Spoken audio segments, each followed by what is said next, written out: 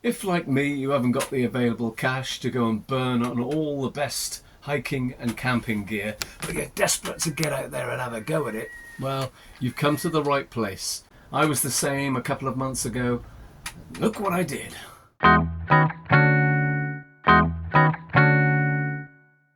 Here in my shed there was a one-man tent, last used about 20 years ago, lurking in one of these boxes, originally bought from Millets back in the day. It was in here, along with a slightly mouldy smelling sleeping bag, where I also found an inflatable pillow, and both after a clean were quite presentable.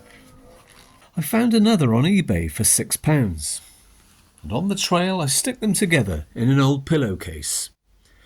eBay also had sleep mats for £8, so for £14 my accommodation was sorted. However, as I was planning to do a bit of stealth camping, I got this camo netting off eBay for $11.99, and it's 3 square metres. Just drape it over the tent and it's great. It's light as a feather. It's a bit bulky, but it takes up no room really when it's squashed all together in the pack. And it took my total accommodation to £26. I mean, that's not too bad for an old skinflint like me. I'm pretty thrifty, I might add. Now we're going to get off now and go for a little jaunt up on the hills and continue this little conversation about being thrifty. Firstly, thrifty is a good thing. It's a positive thing, not a negative thing. It's just someone who wants to spread their spare cash as broadly as possible. That's it. There are other words for it. I'll put some on the screen. Maybe not that one. The main reason for getting hold of cheaper stuff, of course, is if you go out on a hike and it pours down with rain, you get soaking and you get really put off, or you just get tired, you pull a muscle and you just get put off by it. So, well, you don't really want to spend a lot of money and then just realise you've done the wrong thing. So go to your shed or your garage and see what old stuff you might have lurking about. And if not, if you haven't got anything at all, that's not a problem.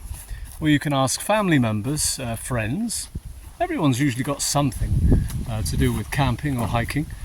Obviously a tent is a bit of a fragile kind of piece of kit, so people are a bit reluctant to let you borrow their tent. But you must promise that you will look after it, and promise that if anything does get damaged, you will pay for any repairs. Alternatively, you can always go to Glastonbury Festival and pick up one of the ones that just get left behind by people.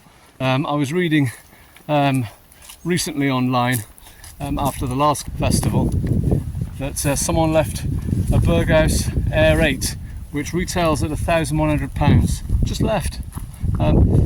So you can always go to Glastonbury and pick one up, but of course to get a ticket for Glastonbury you're going to have £355 plus £5 booking fee. So, well, you can get a pretty good tent if you go to the festival at the end, but you've still got to pay all that money to get there in the first place. So what other things are you going to need?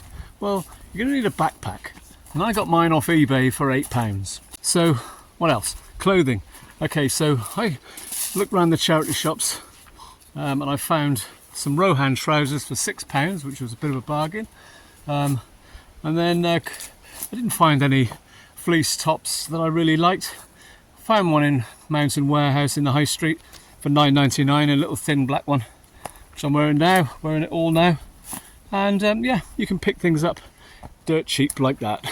Or just wear your own clothes, nothing wrong with that. And when it comes to boots, well, I've got some old boots and I borrowed my son's, like any skinflint would. So there you go, borrow stuff. So there we are, beg and borrow what you haven't got. Get out there and give it a go. You'll absolutely love it.